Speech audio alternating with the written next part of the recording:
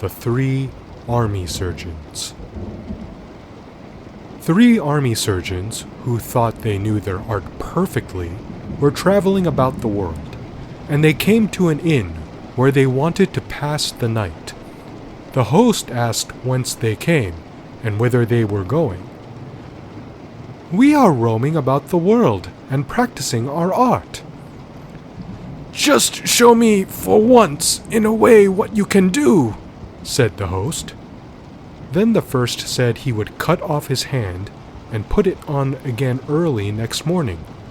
The second said he would tear out his heart and replace it next morning. The third said he would cut out his eyes and heal them again next morning. "If you can do that," said the innkeeper, "you have learnt everything."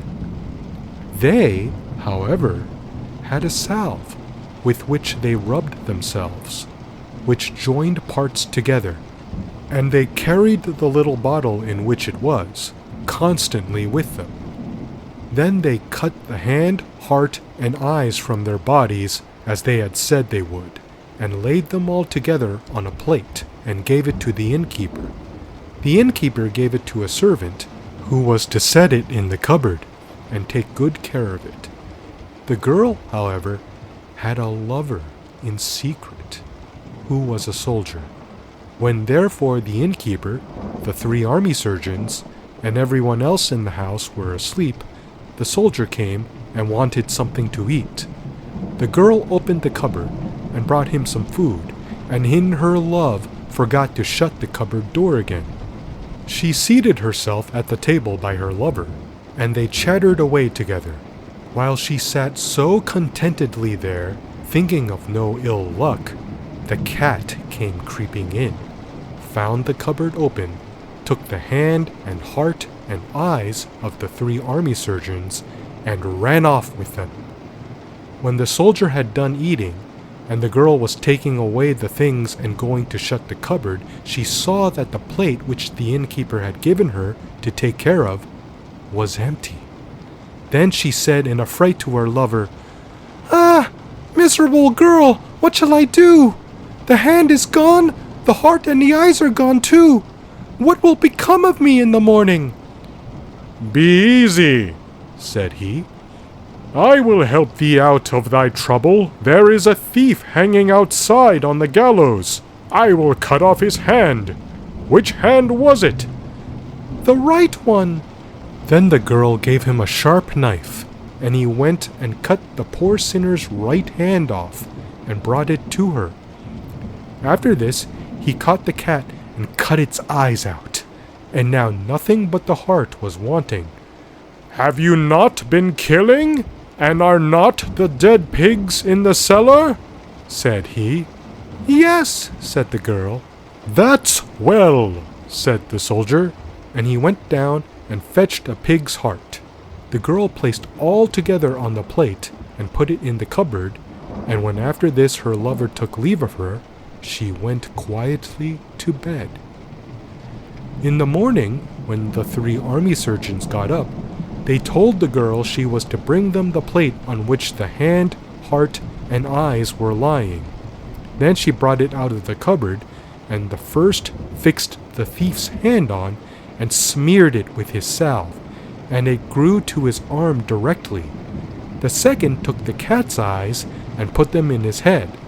The third fixed the pig's heart firm in the place where his own had been, and the innkeeper stood by, admired their skill, and said he had never yet seen such a thing as that done, and would sing their praises and recommend them to everyone. Then they paid their bill and traveled farther. As they were on their way, the one with the pig's heart did not stay with them at all, but wherever there was a corner he ran to it, and rooted about in it with his nose as pigs do. The others wanted to hold him back by the tail of his coat, but that did no good. He tore himself loose and ran wherever the dirt was thickest. The second also behaved very strangely. He rubbed his eyes, and said to the others, "Comrades, what is the matter? I don't see at all. Will one of you lead me so that I do not fall?" Then, with difficulty, they traveled on till evening. When they reached another inn, they went into the bar together, and there at a table in the corner sat a rich man counting money. The one with the thief's hand walked round about him, made a sudden movement twice with his arm, and at last, when the stranger turned away, he snatched at the pile of money and took a handful from it. One of them saw this, and said, "Comrade, what art thou about? Thou must not steal, shame on thee." "Eh?" said he, "but how can I stop myself? My hand twitches, and I am forced to snatch things whether I will or not." After this, they lay down to sleep, and while they were lying there, it was so dark that no one could see his own hand. All at once, the one with the cat's eyes awoke, aroused the others, and said, "Brothers, just look up.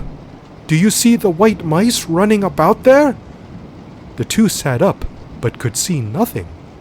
Then said he, "Things are not right with us. We have not got back again what is ours.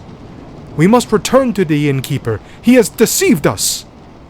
They went back, therefore, the next morning, and told the host they had not got what was their own again, that the first had a thief's hand, the second cat's eyes, and the third a pig's heart.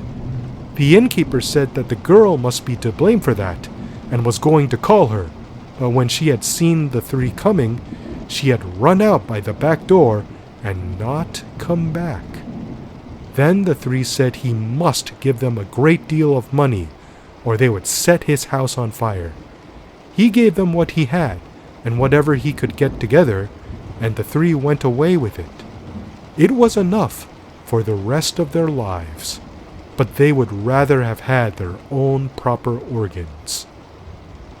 End of story 118.